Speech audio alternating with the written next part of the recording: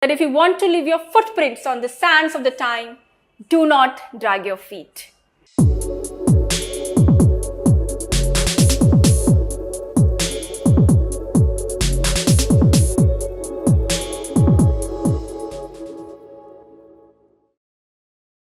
Welcome to the Indian Geography Lecture Series. In the previous lecture, we have done and learned about the Ganga river system. We have done its tributaries, we have done Panchprayag, PYQs related to Ganga. Now, we'll move to the Indus river system. Indus, on which the very famous and the earliest civilization has been named, the Indus civilization. And also, it has been the source of the name of our country, India. Let's have a look at the different tributaries and from where the Indus originates. And also, we'll discover about how it joins and drains into the Arabian Sea. Let's just have a look at it. Okay, so where Indus originates? It originates where? In Tibetan Plateau. It originates near Tibet. Where? In Rakas Lake. It originates in Rakas Lake. Very, very important. So, where it originates? It originates outside India, in Tibet, near Tibet, Mansarovar, and particularly if we want to talk about, it originates in Rakas Lake. To think twice before doing it. Alright? Next, it originates in the Tibetan Plateau. Okay? It originates in the Tibetan Plateau between Ladakh and Karakoram range. Okay? Now, it is close to the Nanga Parvat and draining into Arabian Sea. It is shared by how many countries? China, Tibet, India, okay, China and India. So it is originating where? It is originating in the Rakas Lake, and the countries which are sharing this river is China, India and Pakistan. You have to remember all these factual points related to the Indus River. Now, origin that we have done already. What is the origin of the river? It is Tibet. This has already been done. Now, this is the area which it is covering. These are the factual points and the length of the river. It is 3180 kilometers. 3180 kilometers. Now, very, very important. So, this is the direction. This is the direction of the river. Again, I will repeat myself. It is the west flowing river. So, the direction will be how? Like this. Okay. Now, we will see the different tributaries of the river and how and where they originate and how they are flowing and meeting the Indus. So, if I talk about the first one, which is the Satluj, it will enter to the Shipkila Pass. Shipkila Pass. Okay, here it is the Shipkila Pass. And it will meet whom? It will meet Indus here. Okay, it will meet Indus here. The other river which we have is river Jhelum. So, where the Jhelum is? Can you spot the Jhelum here? This is Jhelum, and there is a very, very famous city near Jhelum, which is Srinagar. Srinagar is on, or maybe you can say that it is near the Jhelum. River we have is river Beas. Okay, Beas is the river originating where? Near Beas Kund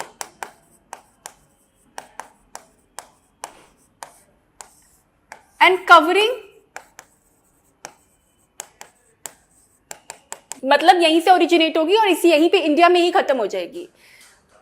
And then it's meeting the Indus River. Alright, so we have discussed about that. Apart from that, we have the Ravi. Ravi is where? Where is Ravi? Again, Ravi originates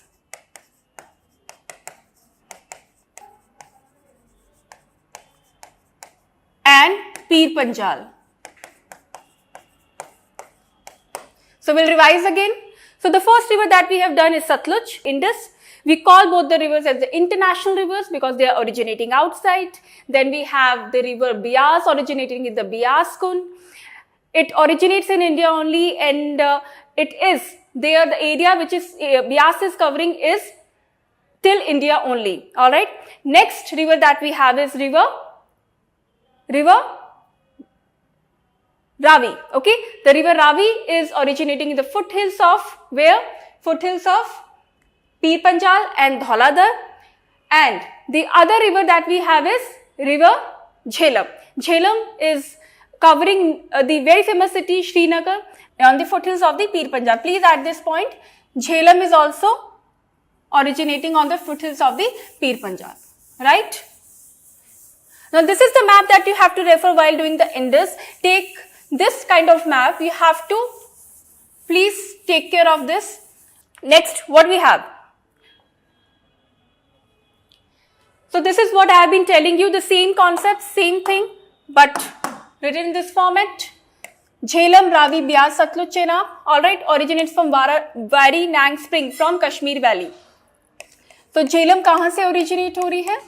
Particularly flows from Dal Lake, Wular Lake and Pir Panjal ranges and meets Indus in Pakistan. This is also important point that it meets Indus in Pakistan. Chenab originates from Bara-Lacha Pass. Bara Pass in Jhanskar range in Himachal Pradesh, and it is also known as a Chandrabhaga. Okay, why it is known as a Chandrabhaga? Because it has the two head streams, Chandra and Bhaga, and when the Chandrabhaga meets, they collectively form Chenab. Okay, so when I talk about Chandrabhaga, they are nothing but this is Chandra, this is Bhaga. These are the two head streams. When they are meeting together at this point, they are forming what? Chenab. Right? Therefore, we also call this as the Chandrabhaga. Please remember this thing. This is the pictorial representation of how the Indus River and its tributaries are forming and it's draining into the Arabian Sea. So just have a look at it, a better representation than what we have discussed the earlier time. Okay. Next, we had a question related to this concept recently, and also there are a lot of questions which have been framed from this topic. So it's very important to study this particular area in detail. Now let's have a look at it, how you much have understood the Indus River system. So the Indus River system of the following four rivers, three of them pour into one of them, which joins the Indus direct. Among the following, which one is such river that joins the Indus direct? Now, question is saying what? A difficult language, the statement has been framed in such a way to confuse the people. It is asking the simple question. What it is saying? It is saying that, can you see the Jhelum? यहाँ पे चेनाब देख रहे हैं आप, यहाँ पे रावी देख रहे हैं, तीनों एक ही जगह मीट कर रही हैं, right? But Sutlej is coming from the Tibet and meeting अलग से यहाँ पे यही इसी बेसिस पे आपको क्वेश्चन पूछा गया है. ठीक है, इसी बेसिस पे आपको क्वेश्चन पूछा गया है कि कौन सी रिवर है जो अलग से it is meeting and it is not coming with the other tributaries of the Indus. So it is river Satluj. It is river Satluj. This is the answer. The D is the answer. Alright. Next, we'll move to the. Alright. So, Siachen Glacier. When I talk about the Indus River system, the Siachen automatically becomes important. This particular area becomes important. So, I'll discuss about the Siachen Glacier. It's situated where? So, this whole area becomes important. Why? Because it has what? It has many tributaries. And this Siachen Glacier, can you just spot this? This is Aksai Chin, this is Siachen Glacier, and here it is Ladakh. So, if I talk about this whole Indus River system, so Indus has a tributary called Shyok. And further the Nubra. There is a valley called Nubra in Siachen, or you can say in the north of Siachen, okay, from where the Nubra river is joining the Shyok. So you can say the Nubra is a tributary of Shyok only, and it is joining it here. So this map, this particular area becomes very, very important when I am discussing about the Indus and the surrounding areas. So Siachen Glacier is situated to the, this was the question which was asked in the UPSC recently. Siachen Glacier is situated to the, first option is east of Aksai Chin, east of Leh, north of Gilgit, or north of Nubra Valley. So you can simply see that it is north of Nubra Valley. North of Nubra Valley. I hope this is not a difficult to spot. This is north of Nubra Valley. If you would have done the area in detail, this question would have been a cakewalk for everyone. Next. What we have? So this is the area. This is the area. The zoomed area that we were talking about. This is Siachen. And this is Siachen. And here I was talking Nubra. And also please try to understand that there are three parts of it. Karakoram and Jhanskar and Ladakh range. So please try to remember that also, right? Because one thing that I like to mention, that Indus flows between, it flows between Jhanskar and Ladakh range. This is also the factual point that you need to remember. But before that, you need to also learn कि Jhanskar और Ladakh range कौन-कौन सी हैं, ठीक है? So if I talk about this area, so if this is Karakoram, for example, this is Karakoram, okay? Karakoram के बाद आपका आएगा Ladakh, and then, okay? So here how you have to follow this. Next. Okay, so this is the factual points of the Ravi. Ravi originates in Kullu Hills, Himachal Pradesh, and it is also one of the India's transcendental river. Beas originates from Solang Valley. Solang Valley in Himachal Pradesh and lies entirely in Indian territory. I have been focusing on this also. For it is in Indian territory and joins Satluj in Punjab in Harike wetland. When we'll do the wetland area particularly, then we'll discuss about the wetland. Okay? Right. Next. Same factual points I have been focusing. This is just for your reference. Shyok is the right bank tributary of Indus, or Shyok ka tributary Nubra. It originates from the Remo Glacier or Siachen Glacier in Ladakh and entirely located in Ladakh region. This is the pictorial representation. You can see how Shyok is moving like this and Nubra is joining it. Also, factually it is important to know the different more tributaries of the Indus. We do not have only 5, but there are other tributaries also of Indus. So let's just have a look at it. One is Shyok, Nubra, Gilgit, and Kabul, Viboya, Gasting, Hunza, and Shigar. Please have a look at it. Okay, so Indus River dolphin is very, very famous species here, and also it is endangered. The IUCN status of this species is endangered. Please remember and also read more about this species, because if you are doing the Indus River system, then species becomes important, the vegetation of that area becomes important, the area particularly becomes important, and obviously tributaries so important hai hi, right?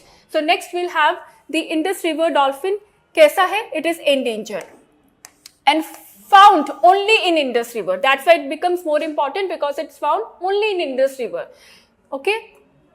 Now this is the pictorial representation, and also you can understand that it is 7 to 8.5, because a lot of questions are also coming from the behavior pattern of the particular species. We have recently seen that how the UPSC is asking the behavior pattern of the species. So important to read the other details of the species as well.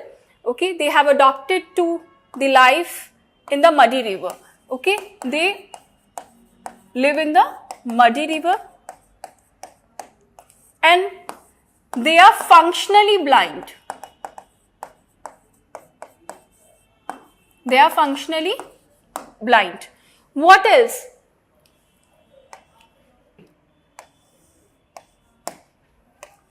It is grayish brown in color.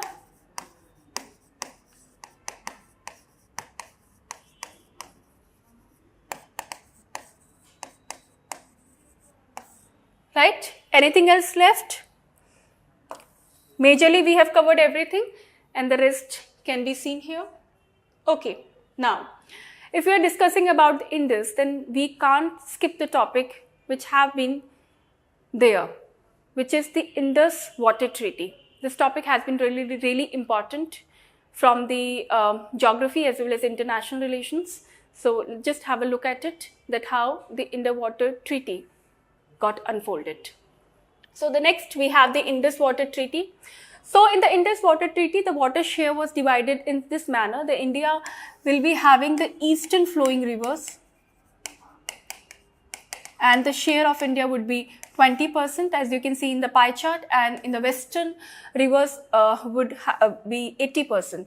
So the Pakistan would be having the 80% of it. Okay, so it was facilitated by the World Bank. It was facilitated by the World Bank, and then the Indian Prime Minister Jawaharlal Nehru and the former Pakistan President Ayub Khan signed the Water Treaty in 1960. Factual parts, but really important, because when you are knowing something, for example in the current also you are knowing about something which has come in the current which is new, so you need to know the history of it to connect the dots. All right. So next we have the India controls the three eastern river that we have discussed. It is Ravi, Satluj and Beas. While Pakistan controls the three western rivers, which is Jhelum, Chenab and Indus. The treaty permits India to develop hydroelectric projects on the western rivers under the certain conditions.